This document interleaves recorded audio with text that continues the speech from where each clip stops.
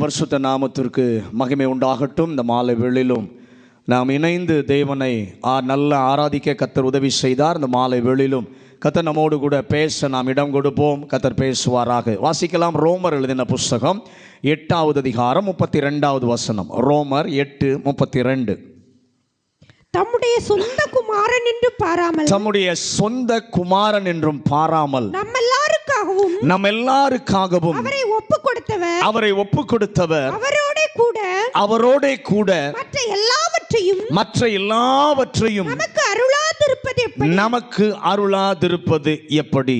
நாம் சேவிக்கிற ஆண்டவர் நாம் கேட்கிறதான எல்லா கேள்விகளுக்கும் பதிலை கண்டுகொள்ள நமக்கு உதவி செய்கிற ஒரு நல்ல கர்த்தராய் இருக்கிறார். ஆண்டவரும் கேள்வி கேட்பதுண்டு. நம்மை திருத்த, நம்மை சீர்படுத்த, அவரோடு கூட இணைந்து கொள்ள தேவனும் கேள்வி கேட்பார். சாத்தான் கேள்வி கேட்பான். எதற்காக என்றால் நம்முடைய விசுவாசத்தை குலைத்து போட்டு ஆண்டவர் மேலுள்ள உறவிலிருந்து நம்மை சற்று விலகி போவதற்காக சத்ருவானவனும் கேள்வி கேட்பான். நம்முடைய மனதும் கேள்வி கேட்கும். இவ்வளவு உத்தமமாய் கர்த்தரை பின்பற்றுகிறாயே, இவ்வளவு உண்மையாய் கர்த்தரை சேவிக்கிறாயே, இவ்வளவு செபிக்கிறாயே, ஏன் உன்னுடைய விஷயத்தில் மட்டும் ஆண்டவர் பொறுமையாய் இருக்கிறார், பதில் கொடுக்காமல் இருக்கிறார், ஏன் உன்னுடைய ஜெபத்திற்கு பதில் இல்லை என்று சொல்லி நம்முடைய மனதும் கேள்வி கேட்கும். எந்த கேள்வியாக இருந்தாலும் அத்தனை கேள்விகளுக்கும் என் ஆண்டவர் பதில் தருகிறவராய் இருக்கிறார். போனவர் சொன்னது போல நம்ம சுற்றி இருக்கிறவங்களும் கேள்வி கேட்பாங்க.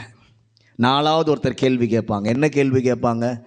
வாரம் தேவனை சேவிக்க போகிறீங்களே, ஜெபம் பண்ணுறேன்னு சொல்கிறீங்களே, ஆண்டவர் எனக்காய் செய்வார்னு சொன்னார்னு சொல்கிறீங்களே, உங்கள் வாழ்க்கையில் நடக்கலையா? ஆண்டவர் சொன்னாரா இல்லை நீங்கள் கற்பனை பண்ணி சொன்னீங்களான்னு கேள்வி என்ன பண்ணுவாங்க? கேட்பார்கள். எந்த திசையில் எந்த இடத்திலிருந்து கேள்விகள் வந்தாலும் அத்தனை கேள்விகளுக்கும் என் ஆண்டவர் பதிலை காண செய்கிற ஒரு தேவனாய் இருக்கிறார். நம்முடைய ஆண்டவர் பதிலை கொடுக்கிற விதங்கள் 3 விதங்கள். அதை இப்படித்தான் கொடுக்கிறார் என்று சொல்லி எப்படி நாம் புரிந்து கொள்வது? அதோடு நிற்காமல் ஏன் அவர் அப்படி கொடுக்க வேண்டும் என்கிற கேள்வியும் நமக்கு வருகிறது. இந்த நிலையில் ஆண்டவர் கொடுத்தால் என்ன, ஏன் அப்படி கொடுக்கிறார் என்று சொல்லி நமக்கு கேள்விகள் வரும். ஆனால் நல்ல கவனிங்க, செய்தியை கேட்கும் பொழுது முதலாவது நம்முடைய மனதில் பதிய வைக்கிற ஒரு காரியம், நீர் கொடுக்கிற விதத்தை நான் புரிந்து கொள்ள எனக்கு ஒரு கிருபை தாரும். ரெண்டாவது நாம கேட்க வேண்டிய காரியம், உம்மை கொடுக்க வைப்பது எது? இதை நான் சரியாய் புரிந்து கொண்டால் என்னுடைய கேள்விகளுக்கு தக்க பதிலை என்னால் கண்டுகொள்ள முடியும். காலையில் 2 காரியத்தை குறித்து பேசினேன். ஆண்டவர் எதை கொடுக்கிறார் என்று சொன்னால் ஒப்பு கொடுத்தார். எதை ஒப்பு கொடுத்தார்? சொந்த குமாரன் என்றும் பாராமல் இயேசுவையே கொடுக்கல, ஒப்பு கொடுத்தார். ஒப்பு கொடுத்தல் என்றால் 100% கொடுப்பது என்பது பர்சன்டேஜ் எவ்வளவுன்னு பார்த்து நாம் கொடுக்கலாம், தீர்மானித்து கொடுக்கலாம். ஆனால் ஒப்பு கொடுத்தல் என்பது 100%. என் தேவனுக்கு இந்த மனுக்குலத்தை ரட்சிக்க, பாவத்திலிருந்து அடிமைத்தனத்திலிருந்து விடுதலையாக்க வேறு வழி தெரியவில்லை. ஆகவே சொந்த குமாரனையே கொடுக்கலாமா கொடுக்க வேண்டாமா என்ற தயக்கமே அவரிடத்தில் இல்லை. தயக்கமே இல்லாமல் 100% கொடுத்தார். இன்னும் நான் காலையில் சொன்னேன், எந்த மனிதனும் கேட்கல உம்முடைய குமாரனை எனக்கு தாருன்னு. எந்த மனிதனும் கேட்பதற்கு முன்பாகவே தாமாக முன்வந்து தம்முடைய சொந்த குமாரனை 100% கொடுத்தார். ஏன் 100% கொடுத்தார்? நாமும் நம்முடைய வாழ்க்கையை 100% அவருக்கு கொடுக்க வேண்டும் என்பதற்காக ஆண்டவர் கொடுத்தார். ரெண்டாவது, கொடுக்கப்படும். கேளுங்கள் அப்பொழுது கொடுக்கப்படும். அளிக்கப்படும் சொல்லலை, கொடுக்கப்படும். காலையில் நிறைய காரியங்களை சொன்னேன், அந்த எல்லாவற்றையும் சொல்ல நேரம் இல்லை. ஆகவே இன்னொரு காரியத்திற்கு ஆண்டவர் கொடுக்கிற 3வது விதத்திற்கு நேராக நாம் கடந்து போகலாம். ரோமர் 8ம் அதிகாரம் 32வது வசனத்தை வாசிங்க. ரோமர் 8:32. தம்முடைய சொந்த குமாரன் என்றும் பாராமல் நம் எல்லாருக்காகவும் அவரை ஒப்பு கொடுத்தவர், அவரோட கூட மற்ற எல்லாவற்றையும் நமக்கு அருளாதிருப்பது எப்படி? கேள்வி பாருங்க. அவரோட கூட மற்ற எல்லாவற்றையும் அருளாதிருப்பது, குமாரனையே கொடுத்தவர் அவரோட கூட மற்ற எல்லாத்தையும் கொடுக்காமல் இருப்பாரா? பதில் அங்கே தான் வச்சிருக்கார். குமாரனையே உங்களுக்காக கொடுத்தவர் மற்ற எல்லாவற்றையும் நிச்சயமாய் உங்களுக்கு என்ன பண்ணுவார்? கொடுப்பார். இந்த முறை ஒப்பு கொடுக்கவில்லை, அதற்கு பதிலாக அருளுகிறார். மூணாவது காரியம் என்னது? அருளுகிற ஒரு தேவன். முதலாவது ஒப்பு கொடுத்தார், ரெண்டாவது கொடுக்கிறார், கொடுக்கப்படும், மூன்றாவது அருளுகிறார். என்னுடைய கேள்விக்கு பதில் வேண்டுமா? கேள்வியை ஒரு பக்கத்தில் வைத்துவிட்டு ஆண்டவர் எப்படி கொடுக்கிறார், எப்படி செய்கிறார் என்பதை பார்க்க நம் ஒவ்வொருவருக்கும் இந்த மாலை வேளையிலே கர்த்தர் உதவி செய்வாராக. ஆண்டவர் ஃப்ரீயா கொடுக்கிறார். பக்கத்தில் சொல்லுங்க, ஆண்டவர் எப்படி கொடுக்கிறார்? ஃப்ரீயா அவர் கொடுக்கிறார். அல்லேலூயா. ஆண்டவர் அருளுகிறவர். அருளுகிறவர் என்பது என்ன அப்படின்னு சொல்லி பார்த்தோன்னா, அவருடைய தாராள குணத்தினாலே, அவருடைய கிருபையினாலே அவர் கொடுக்கிறார். அல்லேலூயா. அவருடைய தாராள குணம், அவருடைய கிருபை நமக்கு அருள வைக்கிறது. அல்லேலூயா. அர்த்தம் என்ன? நான் அவரிடத்தில் பெறுவதற்கு அவர் பிள்ளையாக என்னையும் உங்களையும் கர்த்தர் மாற்றி இருக்கிறார். தேவனிடத்திலிருந்து பெற்றுக்கொள்வதற்கு உங்களையும் என்னையும் முதலாவது ஆண்டவருடைய பிள்ளையாக என்ன பண்ணி இருக்கிறார்? மாற்றி இருக்கிறார். ஆனாலும் நமக்குள்ளே என்ன காரியம் வரும்னா, நான் வாழ்கிற வாழ்க்கை இருக்கிற சூழ்நிலை சொல்லுகிறது, கர்த்தரிடத்தில் எதையும் பெறுவதற்கு நீ தகுதி இல்லை என்று சொல்லுகிறது. நான் வாழ்கிற சூழ்நிலை நம்மை பார்த்து சொல்லுகிறது, நீ கர்த்தரிடத்தில் பெற்றுக்கொள்வதற்கு உனக்கு எந்த தகுதியும் இல்லை, நீ தகுதி உள்ள ஆள் இல்லை, எனக்கு எந்த வாய்ப்பும் இல்லை. ஆனால் ஆண்டவர் சொல்லுகிறார், உன் தகுதியை பார்த்து நான் கொடுப்பது இல்லை. ஆமென். உன் தகுதியை பார்த்து நான் கொடுப்பது இல்லை, என்னுடைய தன்மையை வைத்து நான் உனக்கு கொடுக்கிறேன். உன் தகுதியை வச்சில்ல, என்னுடைய தன்மையை வைத்து நான் என்ன பண்ணுகிறேன்? உனக்கு கொடுக்கிறேன். ஆண்டவரே, என் தகுதியை பார்த்து நீர் கொடுக்கிறதா இருந்தால் என்னுடைய ஒரு கேள்விக்கு பதில் வராது. அப்படிதானே? உண்மைதானே? நம்முடைய தகுதியை பார்த்து ஆண்டவர் கொடுத்தா நம்முடைய ஒரு கேள்விக்கு என்ன பண்ணாது? பதில் கிடைக்காது. ஒரு காரியத்திற்கும் நம்முடைய வாழ்க்கையில தீர்வு வராது. ஆனால் ஆண்டவர் சொல்றாரு, நான் அதை வைத்து உனக்கு தரவில்லை, உம்முடைய தன்மையினாலே நீர் கொடுக்கிறீர். கை வைத்து ஆண்டவருக்கு நன்றி சொல்ல மாட்டேன். என் தகுதியை பார்த்து நீங்கள் கொடுக்கல, உம்முடைய தன்மையினாலே நீர் எனக்கு கொடுக்கிறதுக்காக உமக்கு நன்றி சொல்லுகிறேன். இப்படி அவர் அருளும் போது மனதில் நீங்களும் நானும் வைக்க வேண்டிய காரியம் என்ன அப்படின்னா, நமக்கு தேவை இருப்பதினாலே அவர் கொடுப்பதில்லை. நமக்கு தேவை என்று ஒன்று இருப்பதினாலே ஆண்டவர் கொடுப்பது இல்லை. நம்முடைய வாழ்வை குறித்து அவருக்கு என்று ஒரு நோக்கம் இருக்கிறது. நம்ம ஒவ்வொருடைய வாழ்க்கை குறித்து அவர் ஒரு நோக்கம் இருக்கிறது. இன்றைக்கு நானும் நீங்களும் தகுதி இல்லாமல் இருக்கலாம், ஆனால் நாளை நம்முடைய வாழ்க்கையை தகுதிப்படுத்தி கொடுக்க என் கர்த்தர் விரும்புகிறார். அல்லேலூயா. நல்ல கவனிங்க. நாளை தேவன் உங்களையும் என்னையும் தேவைப்படும் போது உபயோகப்படுத்த விரும்பி தகுதிப்படுத்த தேவன் விரும்புகிறார். ஆனால் இன்னைக்கு ஒருவேளை தகுதி இல்லாமல் இருக்கலாம், இன்றைக்கு ஒருவேளை ஆயத்தம் இல்லாமல் இருக்கலாம். ஆனால் கர்த்தர் நம்மை நாளை தகுதிப்படுத்துகிற ஒரு தேவனாய், உருமாற்றம் செய்கிற ஒரு தேவனாய் இருக்கிறார். ஆகவே இன்றைக்கு தேவையை வைத்து என் ஆண்டவர் தராமல் என்ன செய்கிறார்னா, தம்முடைய திட்டத்தை வைத்து கொடுக்க அவர் உண்மையுள்ளவராய் இருக்கிறார், வல்லமை உள்ளவராய் இருக்கிறார். ஹல்லேலூயா. நல்ல கவனிங்க. நம்முடைய வாழ்க்கையில் கொஞ்சம் திருப்பி பாருங்க.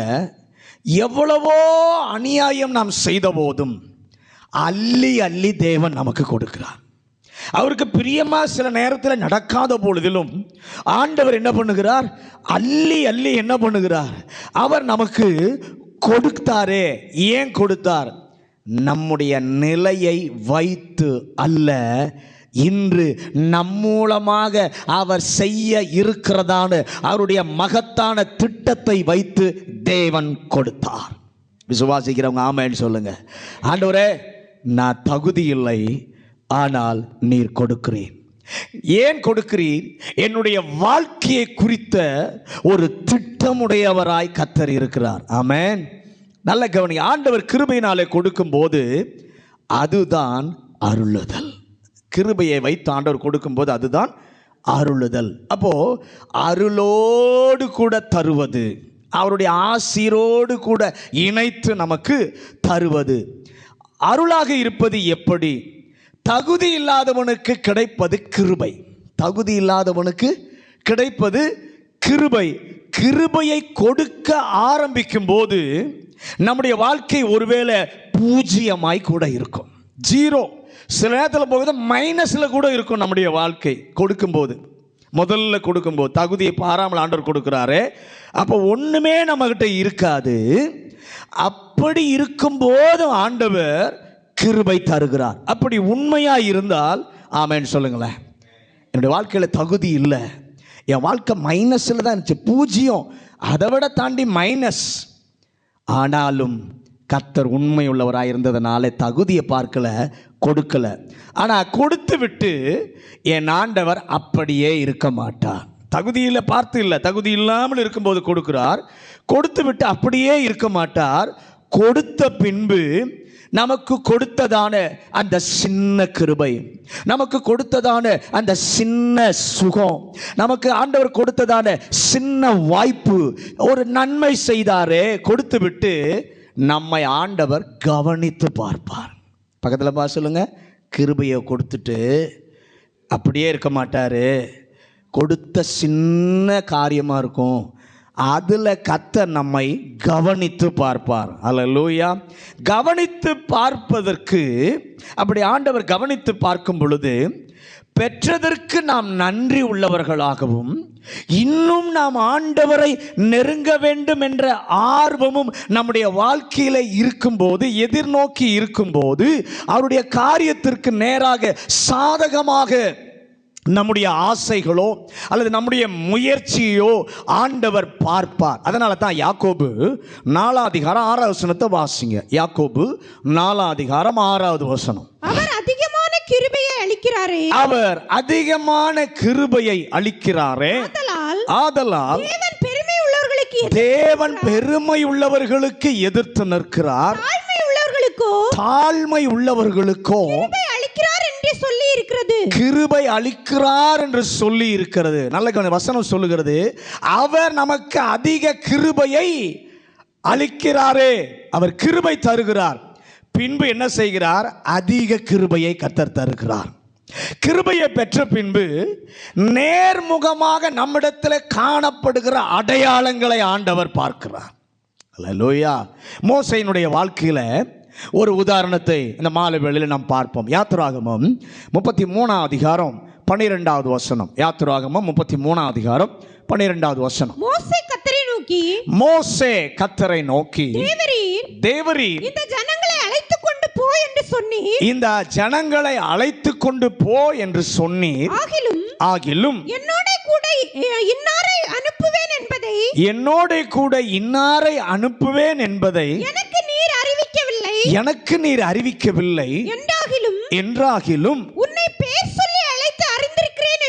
உன்னை பெயர் சொல்லி அழைத்து அறிந்திருக்கிறேன் என்றும் என் கண்களில் உனக்கு கிருபை கிடைத்தது என்றும் தேவரீர் சொன்னதுண்டே. மோசே கர்த்தரிடத்திலே கேட்கிறான், ஆண்டவரே, உம்முடைய கண்களிலே கிருபை கிடைத்தது என்று சொல்லுகிறீரே, நான் ஒன்றை உம்மிடத்திலே நான் கேட்கிறேன். உம்முடைய கண்களிலே எனக்கு கிருபை கிடைத்தால் நீர் உம்முடைய வழியை எனக்கு சொல்லும் என்று சொல்லி கேட்கிறான். அல்ல கவனிங்க, கிருபை கிடைத்ததுன்னு சொல்லுறீரே, உம்முடைய வழியை எனக்கு சொல்லும். கிருபை தந்தீர் என்று சொல்லுகிறீர், நான் ஏற்றுக்கொள்கிறேன். ஆனால் கிருபை எனக்கு இன்னும் வேண்டும் அப்படின்னு சொல்லிட்டு அவன் சொல்றான், வழியை காட்டும் என்று சொல்லி கேட்கிறான். நல்ல கவனிங்க. ஆண்டவர் வழியை கேட்கும் பொழுது ஆண்டவர் சொல்லுகிற பதில் என்ன தெரியுமா? வழியை காட்டுவேன்னு சொல்லல, என்னுடைய சமூகம் உனக்கு முன்பாக செல்லும். ஹல்லேலூயா, ஹல்லேலூயா. அவன் வழியை சொல்லுன்னு கேட்கிறான். ஆண்டவர் சொல்றாரு, என்னுடைய சமூகம் உனக்கு முன்பாக செல்லும். பாதையை காட்டும் என்று கேட்கிறான். ஆண்டவர் பாதையை காட்டல, நானே கூட வருகிறேன்னு சொல்லுகிறார். அல்லேலூயா. ஆண்டவரே ஆண்டவர் பாதையை காட்டல அவனுக்கு, நானே உன் கூட வரம்பான்னு சொல்றாரு. கிருபை கிடைச்சா, ஏன் தெரியுமா சொன்னாரு? உனக்கு கிருபை கிடைச்சா பாதை வேண்டும், ஏனென்றால் இவர்களுக்கு எல்லாம் பாதை காட்டணும். ஆகவே பாதை காட்டும் என்று சொல்லி மோசே கேட்கிறான். கர்த்தர் பாதையை சொல்லல, அதற்கு பதிலாக சொல்றாரு, என் சமூகம் உனக்கு முன்பாக போகும். சில நேரத்தில் ஏன் ஆண்டவர் பாதையை காட்டல, கூட வரன்னு சொல்றாருன்னா, அப்போ மோசே பாதை காட்டும் சொல்ற ரைட், நான் பாதையை காட்டிட்டேன்னா நீ என்ன பண்ணுவேன்னா, என்னை விட்டுட்டு ரூட்டு தான் எனக்கு தெரியுமே, வழி தான் எனக்கு தெரியுமே என்று ஏதேதோ ரூட்ல எல்லாம் நீ போயிடுவ. நான் காட்டின ரூட்டை விட்டுட்டு நீ வேறு எந்தெந்த ரூட்ல எல்லாம் என்ன பண்ணிடுவ, போயிடுவ. அது வேண்டாப்பா, நானே உன் கூட வருகிறேன். ஒரு ஆமென் சொல்லுங்களேன். நான் உன்னோடு கூட வருவதாயிருந்தால் நான் விரும்பும் பாதையில் மட்டும்தான் உன்னை நடத்துவேன். ஒரு ஆமென் சொல்லுங்களேன். ஆண்டவர் நம்மோடு கூட வருவார் என்று சொன்னால், பாதை காட்டுன்னு சொன்னால் நாம் ரூட்டை மாறி போயிடுவோம் நம்ம இஷ்டத்துக்கு. ஆனால் ஆண்டவர் விரும்புவது என்னன்னா, பாதை காட்டலப்பா, நானே வரேன். ஏன்னா நான் வந்தால் நான் விரும்புகிற வழியில் தான் உன்னை நடத்துவேன். ஆமென், ஆமென். கிருபை கிடைத்தது என்பதை எப்படி அறிவேன்? இன்னும் விட மாட்டேங்கிறான் ஆண்டவரை. கிருபை கிடைச்சதுன்னு சொன்னீரே, எப்படி இன்னும் விடமாட்டேன்னு சொல்றான் கிருபையை பற்றி. உடனே கர்த்தர் சொல்கிறார், என் கண்களில் உனக்கு கிருபை கிடைத்தது.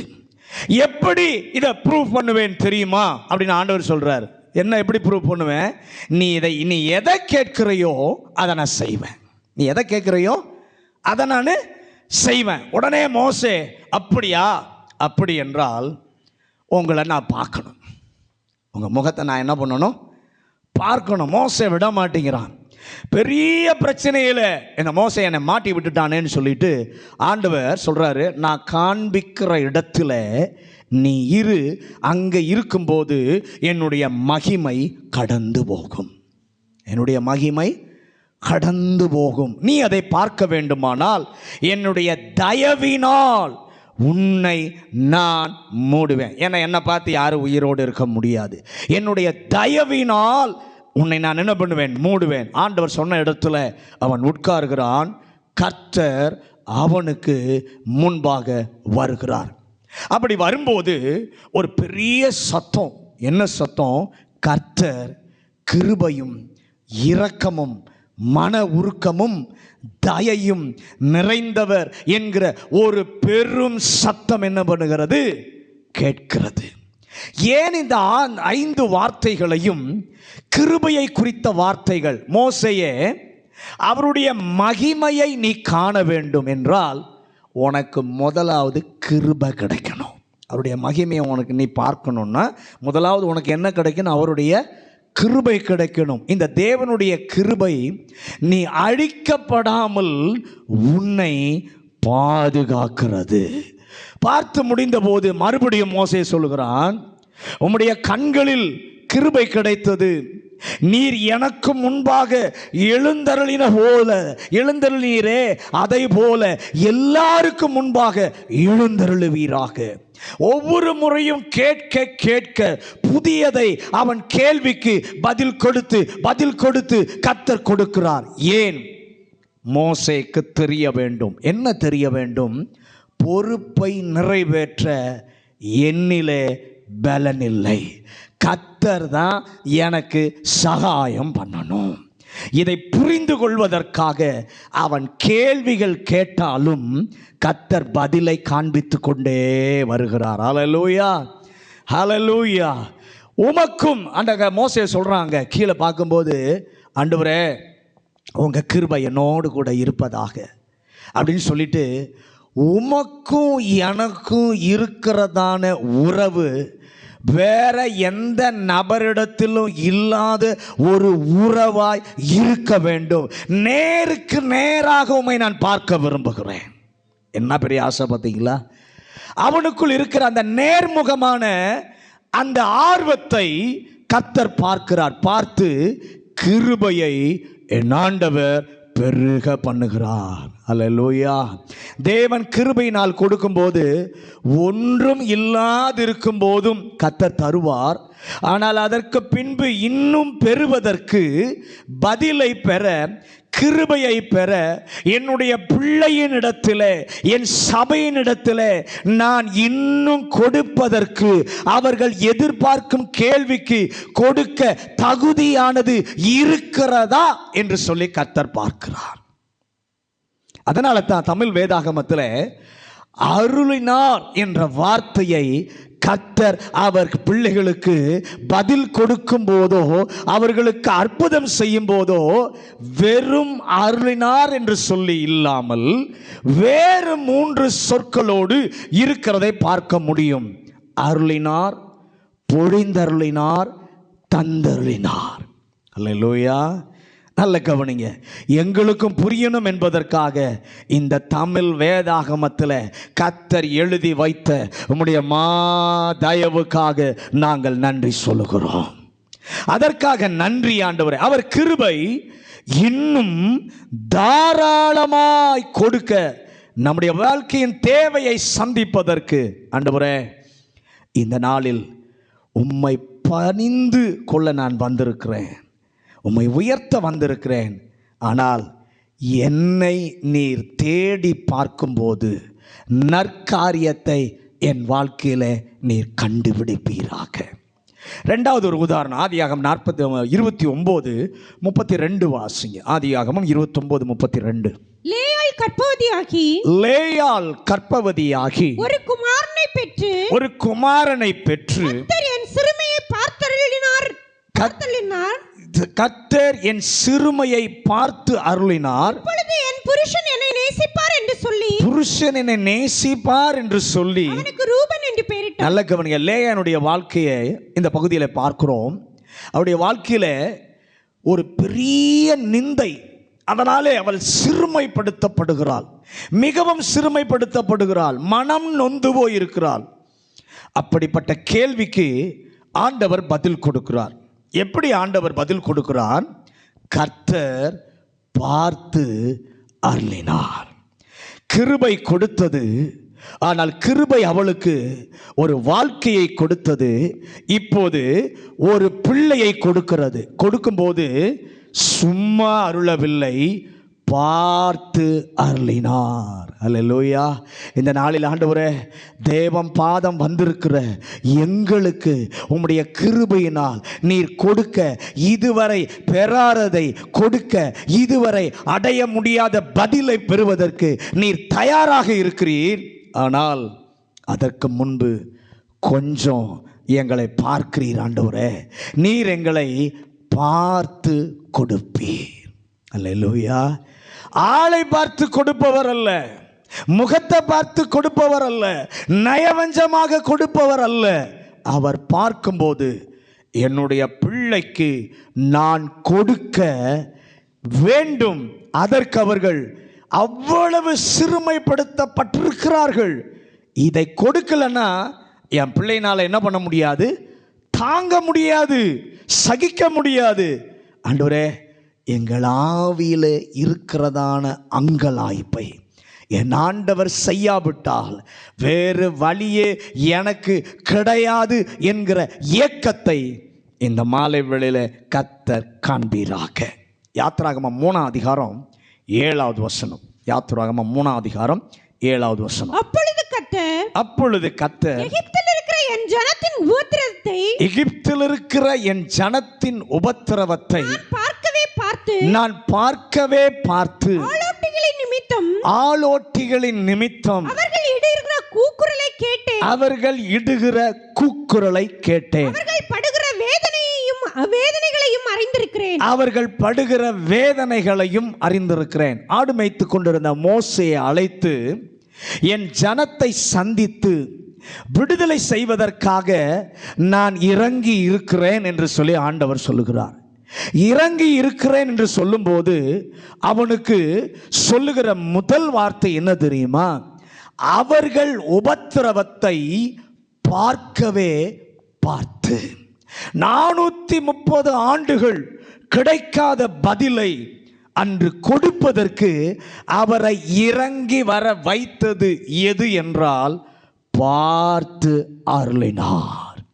நாங்கள் கேட்கிற ஆண்டவரே, ஜெப நேரத்தில் நாங்கள் கேட்கிறோம், பின்பு நாங்கள் மறந்து விடுகிறோம். அந்த அங்கலாய்ப்பு 24 மணி நேரமும் என்னோடு இருக்கணும், எங்கள் ஆத்மாவிலே இருக்கணும். என் தேவனை தவிர எவராலும் தர முடியாது என்ற ஏக்க உணர்வு 24 மணி நேரமும் என் ஆவியில் இருந்தாலோ, உன்னாலோ, நடந்தாலோ, வேலை செய்தாலோ ஆண்டவரை எனக்குள் அந்த பாரம் இருக்கட்டும். 2 ராஜாக்கள் 14வது அதிகாரம் 26வது வசனம். 2 ராஜாக்கள் 14:26. இஸ்ரவேலின் உபத்திரவம் மிகவும் கொடியது என்றும் அடைப்பட்டவனும் இல்லை விடுபட்டவனும் இல்லை இஸ்ரவேலுக்கு ஒத்தாசை செய்கிறவனும் இல்லை என்று கர்த்தர் பார்த்தார். நல்ல கவனிங்க. யூதாவிலும் இருக்கிற ராஜாவுக்கு பெயர் போவாஸ் என்று பெயர், யோவாஸ் என்று பெயர். இஸ்ரவேலிலே இருக்கிற ராஜாவுக்கும் யோவாஸ் என்று பெயர். அவர்கள் இருவருக்கும் குமாரர். அந்த இருவருடைய காலத்திலும் ஒரு பெரிய நெருக்கம் இருக்கிறது. இஸ்ரவேலில் இருக்கும் ராஜா எரோபயாம், அவனுக்கு வருகிற பிரச்சனையை அவனால் சமாளிக்க முடியவில்லை. அவன் தவிக்கிறான், தத்தளிக்கிறான். கர்த்தருக்கு பிரியமாய் அவன் நடக்கவில்லை, எரோபயாமின் வழிகளிலே நடக்கிறான். ஆனாலும் கர்த்தருடைய வசனம் சொல்லுகிறது, கர்த்தர் இஸ்ரவேலுக்கு ஒத்தாசை செய்கிறவன் இல்லை என்று கர்த்தர் பார்த்தார். ஆமென். பார்த்த பொழுது என்ன செய்கிறார்? ராஜா சரியில்லை, ஆனாலும் ஜனங்கள் தத்தளிப்பதை ஆண்டவர் பார்த்துட்டு அவரால் சும்மா இருக்கவே முடியலை. அல்லேலூயா. இருக்க முடியாத கர்த்தர் என்ன செய்கிறார்? இறங்கி வந்து அவர் ஜனத்தை விடுதலை செய்தார். இந்த நாளிலே ஆண்டவரே, என்னுடைய வாழ்க்கையும் நீர் பார்ப்பீராக. ஆண்டவர் எனக்கு அவசியம், ஆண்டவர் கொடுக்கிற பதிலும் எனக்கு அவசியம், ஆண்டவர் பரிகாரமும் எனக்கு அவசியம். ஆனால் எனக்குள் இருப்பதை கர்த்தர் பார்க்க உதவி செய்வாராக. 1 ராஜாக்கள் 21வது அதிகாரம் 27 29 வசனங்களை வாசிக்க கேட்போம். 1 ராஜாக்கள் 21வது அதிகாரம் 27 முதல் 29. ஆகாப் இந்த வார்த்தைகளை கேட்டபோது, இந்த வார்த்தையை கேட்டபொழுது தன் வஸ்திரங்களை கிழித்து தன் சரீரத்தின் மேல் ரெட்டை போர்த்துக்கொண்டு உபவாசம் பண்ணி ரெட்டிலே படுத்து தாழ்மையாய் நடந்து கொண்டான். அப்பொழுது கர்த்தருடைய வார்த்தை திஸ்பியனாகிய எலியாவுக்கு உண்டாகி அவர் ஆகாப் எனக்கு முன்பாக தன்னை தாழ்த்தினதை கண்டாயா? அவன் எனக்கு முன்பாக தன்னை தாழ்த்துகிறபடியினால் நான் அவன் நாட்களில் அந்த பொல்லாப்பை வரப்பண்ணாமல் அவன் குமாரன் நாட்களில் அதை அவன் வீட்டின் மேல் வர பண்ணுவேன் என்ற. நல்ல கவனிங்க. உன்னுடைய குடும்பம் அடியோடு அழிந்து போகும் என்று எலியாவின் மூலம் ஆண்டவர் தீர்க்க தரிசனம் உரைத்தார். நாய்கள் இரத்தத்தை நக்கும் என்று ஏசபேலை பற்றி ஆண்டவர் சொன்னார். அதை கேட்ட ஆகாப் தன் வஸ்திரத்தை கிழித்து கர்த்தருக்கு முன்பாக புரளுகிறான். புரண்டு, ஆண்டவரே எனக்கு இது வேண்டாம் என்று சொல்லி அவன் உபவாசம் பண்ணுகிறான். உபவாசம் பண்ணும் பொழுது கர்த்தர் எலியாவை பார்த்து சொல்லுகிறார், எலியாவே, அந்த ஆகாப் எனக்கு முன்பு தன்னை தாழ்த்தினதை நான் பார்க்கிறேன். எனக்கு முன்பாக அவன் தாழ்த்தினதை நான் என்ன பண்ணுகிறேன், பார்க்கிறேன். அவர் சொல்றாரு, ஒருவேளை நம்முடைய வாழ்க்கையில் ஆண்டவரே இதுவரை உமக்கு முன்பாக தாழ்த்தாத காரியங்கள் இருந்தால் இந்த மாலை வேளையில் தாழ்த்துகிறேன், அதை கர்த்தர் பார்ப்பீராக. இந்த நாளில் ஆண்டவரை நீர் பார்ப்பீர் என்றால், நீர் பார்த்து கிருபையினாலே அருள வல்லவராய் இருக்கிறீர். நீர் பார்க்கும்போது உம்முடைய கிருபையை இன்னும் எனக்காக செயல்பட தூண்ட என்னிலே ஒரு ஏக்கம், என்னிலே ஒரு துடிப்பு இருக்க இந்த மாலை வேளையிலே கர்த்தர் உதவி செய்யும். அவருடைய கிருபையினால் ஒன்றும் இல்லாமல் இருக்கும் போதும் ஆண்டவர் கொடுக்கிறார். ஆனால் கொடுத்த பின்பு ஏதாகிலும் நம்மிடத்தில் இருக்கிறதா என்று சொல்லி கர்த்தர் பார்க்கிறார். ஆதியாகமம் 29வது அதிகாரம் 33வது வசனம். ஆதியாகமம் 29:33. மறுபடியும் அவள் கர்ப்பவதியாகி ஒரு குமாரனை பெற்று நான் அற்பமா எண்ணப்பட்டதை கர்த்தர் கேட்டருளி இவனையும் எனக்கு தந்தார் என்று சொல்லி அவனுக்கு சிமியோன் என்று பெயரிட்டார். நல்லா கவனிங்க. அதே லேயாளை பற்றி இப்ப நம்ம வாசிக்கிறோம். முதல்ல லேயாளை பார்த்தோம், பார்த்து அருளினார். இப்ப அதே லேயாளை இந்த பகுதியில் பார்க்கிறோம். ஆண்டவர் பார்த்து கொடுத்தார் முதல் குழந்தையை. ஆனாலும் கர்த்தர் அவளுடைய வாழ்க்கையில துக்கம் நீங்கவில்லை, சிறுமை அவளுடைய வாழ்க்கையில நீங்கவில்லை, இன்னும் உபத்திரவப்படுகிறாள். அதே பிரச்சனை, அதே கேள்விதான் அவருடைய வாழ்க்கையில். நம்முடைய வாழ்க்கையில் எப்படி பதிலை பெற்றுக்கொண்டாலும் அதே பிரச்சனை, அதே கேள்வி நமக்கு வர்றது போல அவருடைய வாழ்க்கையிலும் ஆண்டவர் பார்த்து அள்ளின பின்பும் அதே பிரச்சனை தொடருது, சிறுமைப்படுகிறாள், அதே கேள்வி அவளுக்கு வருகிறது, அதே சவால், அதே வேதனை இன்னும் நீங்கல. இப்போது கிருபையினாலே ஆண்டவர் கொடுக்க விரும்புகிறார். எப்படி கொடுக்கிறார்? கர்த்தர் கேட்டு அருளி. முதல்ல பார்த்து அருளினார், இப்பொழுது கேட்டு என்ன பண்ணுகிறார்? அருளுகிறார். ஹல்லேலூயா. அதனால் தான் எலியா ஒரு தேசத்திற்கு முன்பாக ஒரு பெரிய கேள்வியை வைத்தான். அக்கினியால் உத்தரவு அருளுகிற தேவனே உண்மையான தேவன். அக்கினியினாலே பதில் கொடுக்கிற தேவன் உண்மையான தேவன். யெகோவா பாகாலா, யெகோவாவா கண்டுபிடித்துக் கொள்ளலாம் என்று ஒரு பெரிய கேள்வியை வைத்தான். இந்த கேள்விக்கு பதில் சொல்லியே ஆக வேண்டும். ஆனால் யாரால பதில் சொல்ல முடியும்னா தேவனால மட்டும்தான் பதில் சொல்ல முடியும். அல்லேலூயா. அந்த தேவனிடத்தில் எப்படி ஜெபிக்கிறான்? 1 ராஜாக்கள் 18ஆம் அதிகாரம் 37வது வசனம். 1 ராஜாக்கள் 18:37. கர்த்தாவே, நீர் தேவனாகிய கர்த்தர் என்றும் தேவரீர் தங்கள் இருதயத்தை மறுபடியும் திருப்பினீர் என்றும் இந்த ஜனங்கள் அறியும்படிக்கு என்னை கேட்டருளும் என்றான். ஆண்டு என்ன ஜெபம் பண்றான்? என்னை கேட்டருளும். உம்முடைய கிருபையைத்தான் பதில் சொல்ல வேண்டும். உம்முடைய கிருபை தான் தரணும் ஆண்டவரே. அந்த கிருபை சும்மா தராது. என்னுடைய இதய அங்கலாய்ப்பை கேட்டு, என்னுடைய ஜெப வார்த்தைகளை கேட்டு, என் பொருத்தனையின் வார்த்தைகளை கேட்டு, என் பிரதிஷ்டையின் வார்த்தைகளை கேட்டு அருளுகிற தேவன் அவர். அல்லேலூயா. நாம் நினைத்தோம் நாம் கேட்பதினாலே நம்முடைய பெட்டிஷனை மட்டும்தான் ஆண்டவர் கேட்பார், என் தேவைகளை மட்டும்தான் ஆண்டவர் கேட்பார். இல்லை, நீங்க உங்க தேவைகளை சொல்லாமலேயே அவருக்கு தெரியும். ஆமென் சொல்றவங்க கைகளை உயர்த்தி, என் தேவைகளை நான் சொல்லாமலேயே என் தேவை என்ன என்பது என் ஆண்டவருக்கு தெரியும். அவர் கேட்க விரும்புவது என்ன தெரியுமா? அந்த தேவைக்கு நீங்கள் செய்கிற பொருத்தனை, நீங்கள் கொடுக்க விரும்புகிற கிரயம், அதற்கு நீங்கள் செய்ய இருக்கிற பிரதிஷ்டை, அதைத்தான் என் ஆண்டவர் கேட்க விரும்புகிறார். ஒரு ஆமென் சொல்லுங்களேன். ஆண்டவரே, இதை நான் செய்யும்போது ஆண்டவர் எதிர்பார்ப்பது என்ன தெரியுமா? நானும் நீங்களும் இதை செய்யும்போது என்னுடைய ராஜ்யத்திற்கு நீ என்ன செய்யணும் தீர்மானிக்கிறா என்பதை கர்த்தர் விரும்புகிறார். ஆண்டவர் சொல்றது தெரியுமா? பெற்ற பிறகுல்லப்பா, பெறுவதற்கு முன்பு நீ என்ன கிரயம் கொடுக்க, என்ன அர்ப்பணிப்பு இருக்கு, என்ன பிரதிஷ்டை இருக்குது, அதை இப்பவே சொல். உன்னுடைய வாயினுடைய உடன்படிக்கையை நான் கேட்க விரும்புகிறேன்.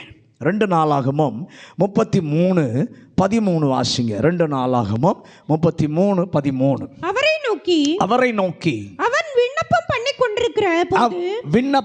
கொண்டிருக்கிற போது அவன் கெஞ்சுதலுக்கு இறங்கி அவன் ஜெபத்தை கேட்டு அவனை திருப்பி எருசலேமில் உள்ள தன்னுடைய ராஜ்யத்துக்கு வர பண்ணினார். நல்ல கவனிக்க. போதும். அவனை போல ஒரு அயோக்கியமான ராஜா இல்லை மனாசே. அவன் நெருக்கப்படுகிறான், யுத்தத்தில் பிடித்து கொண்டு போகப்படுகிறான். அந்த நேரத்தில் கர்த்தர் அவன் விண்ணப்பம் பண்ணி கொண்டிருக்கும் போது அவன் கெஞ்சுதலுக்கு இறங்கி அவன் ஜெபத்தை கேட்டு ஆண்டவர் திரும்பி வர பண்ணினார்.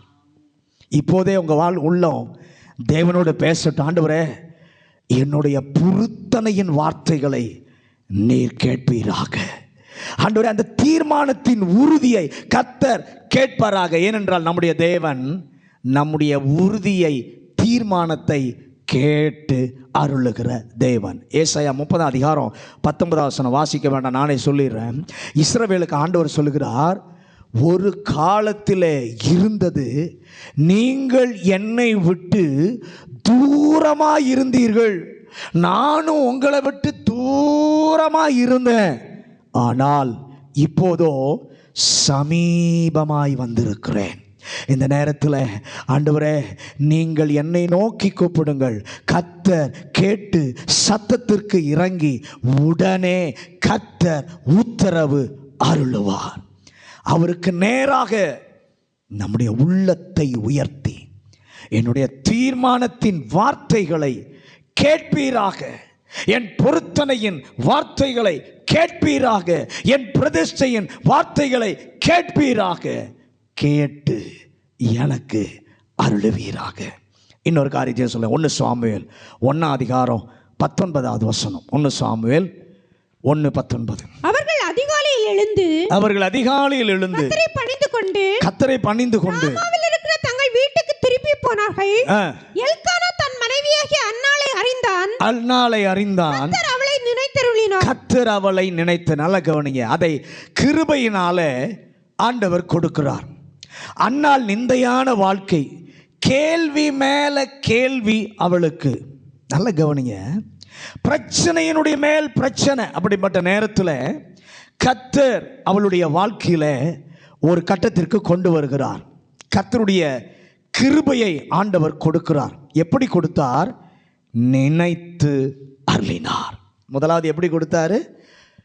பார்த்து அருளினார். 2வது கேட்டு அருளினார். 3வது நினைத்து அருளுகிறார். ஹல்லேலூயா. பார்த்து அருளினார், கேட்டு அருளினார், நினைத்து அருளினார். அந்த பெரிய சவாலுக்கு, அந்த பெரிய தேவைக்கு கர்த்தர் அருளுவார், கிருபையினாலே அருள்வார். ஆனால் பார்க்க ஒன்று இருக்க வேண்டும், நினைக்க ஒன்று இருக்க வேண்டும், கேட்பதற்கு ஒன்று நம்முடைய வாழ்க்கையில் எழும்பிக் கொண்டே இருக்க வேண்டும். கர்த்தர் அன்னாளின் வாழ்க்கையில் என்ன நினைத்து அருளினார் என்று சொல்லி பார்க்கும் பொழுது, அன்னாள் அவளுக்கு செய்த பொருத்தனையை அவர் கேட்டார். ஆமென். அது மட்டுமல்ல, அவள் ஏலியினிடத்தில் சொன்னபோது கூட ஆண்டவர் பிரதியுத்தரமாக உட்கார்ந்திருந்த அந்த ஏலி சொல்கிறான், அவளுக்கு சொன்னதையும் கர்த்தர் நினைத்தறினார். ஏலி என்ன சொன்னாரோ, ஏலி என்ன சொன்னார்? நீ சமாதானத்தோடே போ, கர்த்தருடைய விண்ணப்பத்தை கேட்டு உனக்கு பதில் தருவார். நாம் அவருக்கு சொன்ன வார்த்தையையும், கர்த்தர் நமக்கு சொன்ன வார்த்தையையும் கர்த்தர் நினைத்து கிருபையினாலே பதில் கொடுப்பார். அல்லேலூயா. ஹல்லேலூயா. இன்னும் நம்ம நிறைய நேரம் நம்முடைய வாழ்க்கையில் இன்னும் நம்ம பேசவே இல்லை ஆண்டவர்கிட்ட. ஆனால் ஆண்டவர் பேசுகிறத இன்னும் நம்ம கேட்கவும் இல்லை. இந்த இரண்டும் ஒரே நேரத்தில் சரியாக வரும்போது இரண்டையும் நினைத்து என் ஆண்டவர் கொடுப்பார். சோதோம் குமாராவை அழிக்க வேண்டும். 2 தூதர்களை ஆண்டவர் அனுப்பிவிட்டார். லோத்தையும் அவன் குடும்பத்தையும் அழைத்து வெளியே கொண்டு வந்து விட்டார். ஆதிகாம் 19:29. அக்கினியும் கந்தகத்தையும் இறக்கி சாம்பலாக்க நினைக்கும் போது என் தேவனுடைய வார்த்தை ஒன்று சொல்லுகிறது, பட்டணங்களை கவிழ்த்து போடுகையில் தேவன் ஆபிரகாமை நினைத்து ஆக்கினை தீர்ப்பு கொடுப்பதாயிருந்தாலும் அவர் நினைத்து பரிந்து பேசுகிற ஒரு ஆள் உண்டு என்பதை கர்த்தர் நினைத்தார்.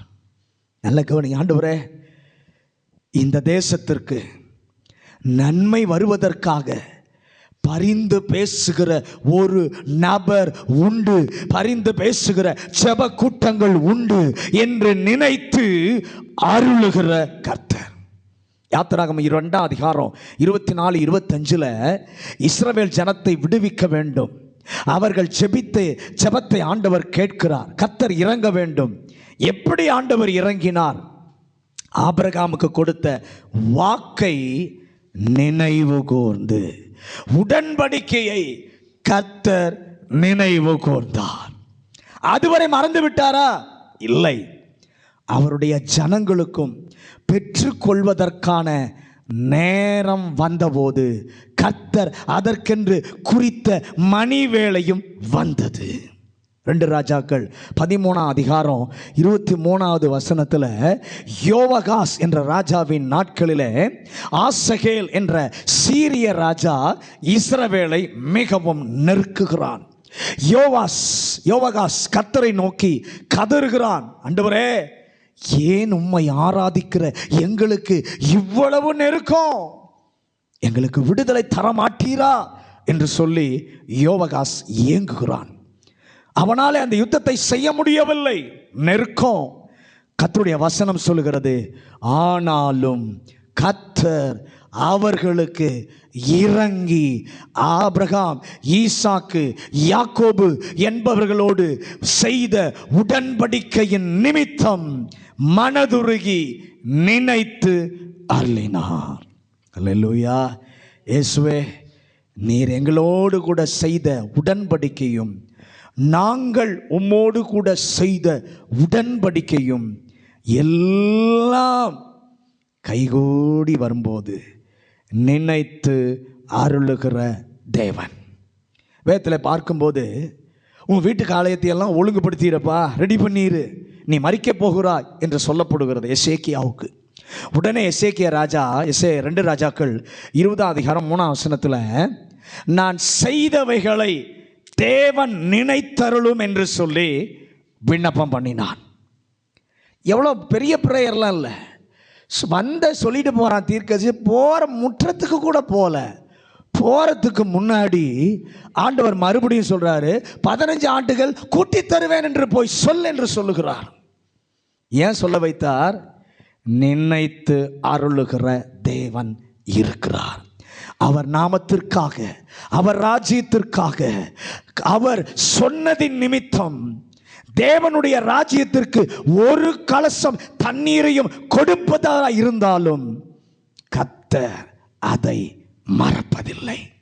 அதை நினைவு கூறுகிற தேவன். ஆண்டவரே, உம்முடைய சித்தம் நிறைவேறுவதற்காக, உம்முடைய அனாதி நோக்கம், உம்முடைய அனாதி திட்டம் நிறைவேறுவதற்காக எடுத்துக்கொண்ட எந்த முயற்சியும் தேவன் மறப்பதே இல்லை. அப்படி செய்திருந்தால் நிச்சயம் சொல்கிறேன், இந்த வருஷம் முடிவதற்கு உள்ளாக கர்த்தர் நினைத்து அருளுவார். ஆமென், ஆமென். கேட்காமலே கொடுத்தீர், 100% கொடுத்தீர். ஆனால் கிருபையினாலே கொடுக்கும்போது, ஒன்றுமில்லாமல் இருக்கும்போது கொடுத்தீர்.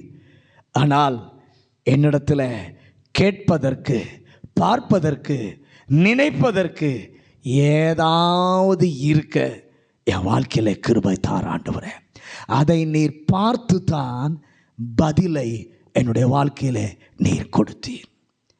ஆண்டவரே, அதை பார்க்கும் பொழுது எனக்குள்ளே வரட்டும், நீர் பார்த்தீர், கொடுத்தீர், விடுதலை தந்தீர் என்று ஆண்டவர் எனக்கு பதில் கொடுத்தார் என்று சொல்லி நான் சொல்ல எனக்கு ஒரு கிருபையை கர்த்தர் தருவாராக. இந்த மாதம் உம்முடைய கிருபையினாலே பெறுகிற ஒரு மாதமாக, பதிலை பெற்றுக்கொள்ளுகிற ஒரு மாதமாக என் ஆண்டவர் மாற்றி தருவீராக. இந்த 3 ஆண்டவர் முதலாவது ஒப்பு கொடுத்தார், 2வது கொடுக்கப்படும், 3வது அருளுகிறார். இந்த 3ஐயும் நம்முடைய வாழ்க்கையில் ஆண்டவர் கொடுக்கணும்னா என்ன செய்யணும்னா, வேகமாக சொல்கிறேன், கர்த்தர் கொடுப்பது 3 விதத்தில். அதை கொடுக்க செய்வது ஆண்டவருடைய அன்பு. நம்ம மேலே காலையில் சொன்னேன், இவ்வளவா இவ்வுலகத்தில் அன்பு கூர்ந்தார். அந்த அன்பு கூர்ந்ததினால இந்த 3ஐயும் ஆண்டவர் கொடுக்கிறார். கொடுக்க வைத்தது அவருடைய அன்பு மாத்திரமல்ல, அவருடைய கிருபை, அவருடைய உண்மை நமக்கு கொடுக்க வைக்கிறது. இப்போ கேள்வியை வைக்கிறேன், தீர்க்க முடியாத கேள்வி. தீர்க்க முடியாத கேள்வி.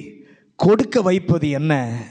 உம்முடைய அன்பு, உம்முடைய கிருபை, உம்முடைய உண்மை. பதில் வரலையே, என்ன அடுத்து என்ன செய்யணும்? என்ற 3 எது மாறினாலும் ஒரு நாளும் மாறாதது உம்முடைய கிருபை. அல்லேலூயா. ஆண்டவரே, எது மாறினாலும் உம்முடைய மாறாதது எனக்கு கொடுக்க வைக்கிற அவருடைய 3 தன்மையும் ஒரு நாளும் மாறாது. மீது எல்லாம் மாறிடலாம், ஆனால் ஆண்டவருடைய கிருபை, ஆண்டவருடைய அன்பு, ஆண்டவருடைய உண்மை ஒரு நாளும் மாறாது. ஒருவேளை நானே மாறினாலும், என் குடும்பமே மாறினாலும் அது மாறவே மாறாது. அல்லேலூயா.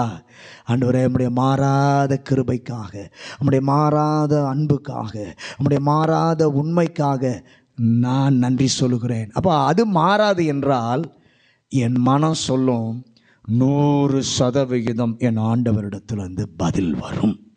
2வது காரியம், ஆண்டவர் எப்பொழுதும் சரியானவர். பக்கத்தில் பாசலுங்க, ஆண்டவர் எப்பொழுதும் சரியானவர். அவர் தவறுவதே இல்லை. பதில் கொடுக்க ஒரு நாள் என் ஆண்டவர் தவறுவதே இல்லை. அனுமதி கொடுக்க அவர் தவறுவதே இல்லை. அற்புதம் செய்ய அவர் தவறுவதே இல்லை. ஏனென்றால் என் ஆண்டவர் சொல்லியும் செய்யாதிருப்பவர் அல்ல. மனுஷனாக இருந்தால் மாறிடுவான் சொல்லிட்டு, ஆனால் என் தேவன் சொல்லியும் செய்யாமல் அவர் என்ன பண்ண மாட்டார்? இருக்கவே மாட்டார். அப்போ ஏன் எனக்கு பதில் வர மாட்டேங்குது? சொல்லியும் செய்யாது இருப்பார், அப்போ ஏன் என்னுடைய வாழ்க்கையில் பதில் வர மாட்டேங்குது அப்படின்னா, இப்போ ஒரு பதில் நமக்கு ஆண்டவர் கொடுத்துட்டார். என்ன பதில் தெரியுமா? நீ பார்ப்பதற்கு, அதாவது ஆண்டவர் பார்ப்பதற்கு, என்னிடத்தில் நினைப்பதற்கு ஒரு நன்மையும் இல்லையோ, நீர் கேட்பதற்கு சரியான தீர்மானம் என்னிடத்தில் வரலையோ, உம்மை நினைக்க சொல்லும், நீர் பார்க்க, நீர் நினைக்க, நீர் கேட்க தேவையானதை நான் செய்யாததினால்தான் எனக்கு பதில் வரலை. அதை கர்த்தர் இந்த மாலை வேளையிலே உணர்த்துகிறார். ஆண்டவரே, உம்முடைய தன்மை மாறலை, ஆனால் பதில் வரலைன்னா பிரச்சனை என்கிட்ட தான் இருக்குது. நீர் பார்ப்பதற்கென்று என்னிடத்தில் எதுவும் இல்லை, நீர் கேட்பதற்கென்று என்னிடத்தில் எதுவும் இல்லை, நீர் நினைப்பதற்கென்று என்னிடத்தில் எதுவும் இல்லை. பிரச்சனை என்கிட்ட தான் இருக்குது. ஆண்டவரே, இன்னைக்கு நீர் பார்ப்பதற்கு என்னிடத்தில் ஒன்று இருக்கட்டும், நீர் கேட்பதற்கு என்னிடத்தில் ஒன்று இருக்கட்டும், நீர் நினைப்பதற்கு ஒன்று என்கிட்ட இருக்கட்டும்னு சொல்லி ஒரு அர்ப்பணத்திற்கு நாம் வருவோமானால் ஆண்டவர் பதில் தராமல் இருக்கவே முடியாது. நிச்சயமாய் கேள்விகளுக்கு கர்த்தர் பதிலை உங்கள் பக்கத்தில் தான் வச்சிருக்காரு. அதை பார்க்க கர்த்தர் கிருபை தருவாராக. எல்லாரும் முழங்காற்படிடுவோம். முழங்காற்படியிட்டு, நம்முடைய தேவன் சொந்த குமாரனையே கொடுத்தவர், மற்ற எல்லாவற்றையும் அருளாதிருப்பது எப்படி? அவர் கொடுக்கிற விதம் 3. 1, சொந்த குமாரனையே ஒப்பு கொடுத்தார். 2வது கொடுக்கப்படும். மூன்றாவது அருளுகிறார். எப்படி அருளுகிறார்? முதலாவது, எந்த தகுதியும் இல்லாத போது கிருபையை கர்த்தர் கொடுக்கிறார். கொடுத்து விட்டு அப்புறம் அப்படியே விட்டு விடலை, நம்மை பார்க்கிறார். இன்னும் கிருபையை அதிகமாக கொடுக்க நம்மிடத்தில் என்ன இருக்கிறது என்பதை கர்த்தர் பார்க்கிறார். ரெண்டாவது, நம்மிடத்தில் இன்னும் கிருபையை கொடுப்பதற்கு அவர் கேட்பதற்கு என்ன நம்மிடத்தில் இருக்கிறது. மூன்றாவது, அவர் நினைத்து நமக்கு கொடுப்பதற்கு நம்மிடத்தில் என்ன இருக்கிறது என்பதை கர்த்தர் பார்த்து அவர் கொடுக்கிறார். ஆண்டவரே, ஒரு தீர்மானம் பண்ணுவோம்.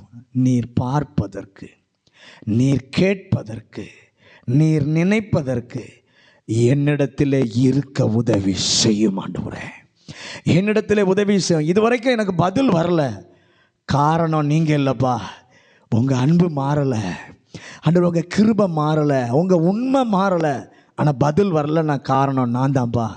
நீங்கள் பார்க்க, நீங்கள் கேட்க, நீங்கள் நினைக்க ஒன்றுமில்லாத எம்டியான வாழ்க்கையாக இருக்கிறது. ஆண்டவரே, நான் செய்யாததினாலே ஆண்டவரே, உம்முடைய மாறாத தவறாத தன்மை உம்மாலே எனக்கு கொடுக்க முடியல. ஆனால் இன்னைக்கு அர்ப்பணிக்கிறேன். நீர் பார்ப்பதற்கென்று என்னிடத்தில் இருக்க எனக்கு ஒரு கிருபை தாரும். நீர் கேட்பதற்கென்று என்னிடத்தில் இருக்க கிருபை தாரும். நீர் நினைப்பதற்கென்று என்னிடத்தில் இருக்க கிருபை தாரும். அப்படி இருக்குமானால் நிச்சயமாய் கர்த்தர் அருளுவார். அந்த தேவனிடத்திலிருந்து பெற்றுக்கொள்ள கர்த்தர் நமக்கு கிருபை தருவாராக. பரலோக பிதாவே, இந்த நல்ல மாலை வேளைக்காக ஸ்தோத்திரம். இந்த மாலை வேளையிலும் ஆண்டவர் பேசி நம்முடைய நல்ல வார்த்தைகளுக்காக ஸ்தோத்திரம். சொந்த குமாரனையே கொடுத்தவர், அவரோடு கூட மற்ற எல்லாவற்றையும் அருளாதிருப்பது எப்படி? 3 விதங்களிலே கொடுக்கிறீர். உம்முடைய சொந்த குமாரனையே ஒப்பு கொடுத்தீர். கொடுக்கப்படும். மூன்றாவது, அருளுகிற தேவன். இவ்வளவு நல்ல தேவன் எங்களுக்கு பதிலை வச்சிருக்கிறீர். பதிலை நாங்கள் பெறுவதற்கு எங்களிடத்தில் நீர் பார்க்க இருக்கட்டும், நீர் கேட்பதற்கென்று இருக்கட்டும், நீர் நினைவு கூறுவதற்கென்று எங்களிடத்தில் அப்பா நீர் காரியங்களை பார்ப்பீராக. நீ பார்த்து கேட்டு நினைத்து கொடுக்கிற தேவன் எங்கள் வாழ்க்கையில் அதை செய்யும். இந்த மாலை இந்த ஆராதனைக்கு வந்து நம்முடைய வார்த்தையை கேட்ட நம்முடைய பிள்ளைகள் ஒவ்வொருவரையும் கர்த்தர் நடத்துவாராக. இயேசுவின் அதிகாரமுள்ள நாமத்தில் ஜெபிக்கிறோம் நல்ல பிதாவே, ஆமென்.